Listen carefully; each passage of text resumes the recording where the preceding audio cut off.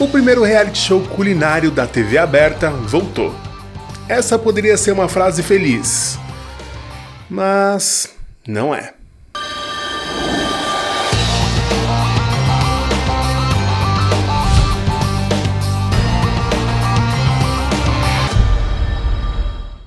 Ontem a Band colocou no ar a 9ª temporada do MasterChef Brasil, prometendo a versão raiz do reality. Na prática, a única mudança foi a locação, porque o estúdio que o programa usava agora pertence ao Faustão.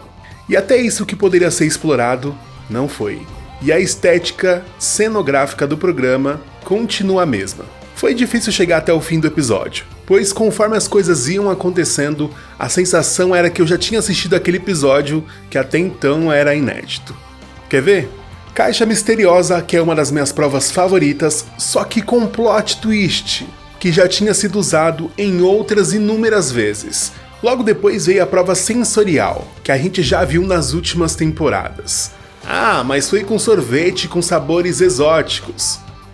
Era esse o diferencial? Então tá, né?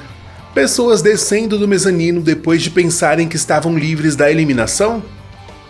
Check, também foi usada a mesma cartada. Essas grandes semelhanças com as outras temporadas pode ser até boa para quem gosta muito do programa, mas para quem acompanhou as outras temporadas pode ser meio repetitivo. Uma das desculpas para tudo isso pode ser: o programa tem um formato próprio que precisa ser seguido. E desde quando o Brasil segue regras? Brincadeira. Mas para quem trabalha nessa área, sabe que formatos gringos costumam ganhar versões brasileiras que quase sempre fogem muito da versão original. E por que no MasterChef a versão brasileira seguiria o formato à risca? O que a gente já sabe que não é uma realidade. A edição tentou deixar o programa mais dinâmico, e em boa parte conseguiu. Inclusive o pessoal da sonoplastia deve ter trabalhado bastante, hein? O salário mais justificado do programa. Mas em certos momentos ficou puxado até pra edição. Porque o final do episódio, que deveria causar a sensação de tipo, nossa, quem vai ser eliminado? Acaba causando a sensação de, nossa, mas quanto tempo falta pra acabar isso? Aquela mesma sensação de cal desnecessária que você não vê a hora de acabar. E quando acaba você descobre que ela poderia ser um e-mail. Pra piorar mais ainda, há algum tempo a Band usa a estratégia de resumir o que aconteceu e o que ainda vai acontecer. Tipo, antes do programa começar tem um VT cheio de spoiler. Como sempre, da temporada inteira. Já na volta dos breaks, por algum motivo, acho uma boa ideia resumir tudo o que aconteceu no bloco anterior. Tudo bem que os intervalos são longos porque o programa atraiu muitos patrocinadores, mas ainda assim não justifica o replay quase instantâneo ali depois do intervalo. Mas a audiência é itinerante. Então nesse caso não deveria ser priorizado o espectador fiel que tá ali desde o começo do programa? Mesmo com todos esses problemas, a Band sabe do potencial do formato. E é por isso que nem cogita largar o osso.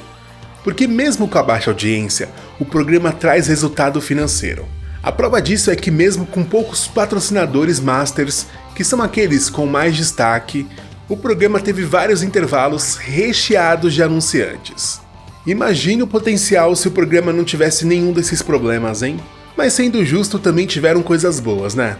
Antes mesmo da estreia, a Band resolveu ressuscitar a famosa prévia, que nada mais é do que um esquenta que antecede o episódio inédito, e que tem a função de atrasar o programa. Assim a Band escolhe com qual programa concorrer e não precisa queimar cartucho concorrendo com Pantanal, por exemplo, que tá bombando na tela da Globo. Colocarem o Raul para apresentar também foi uma ideia genial.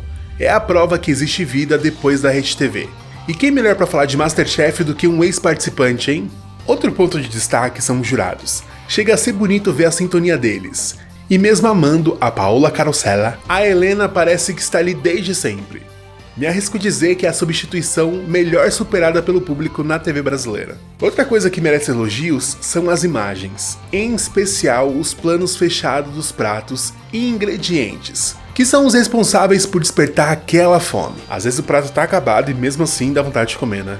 Esse sempre foi um forte do MasterChef, mas se não melhorou, estão de parabéns por segurar uma qualidade tão boa. Até porque isso não depende só dos câmeras. Ali também entra o trabalho de quem edita e colore. Realmente tá bom demais. Será que a Band vai continuar tirando o resto que o MasterChef ainda pode oferecer? ou em breve terão melhorias? É claro que essa é uma pergunta retórica. Obrigado pela companhia.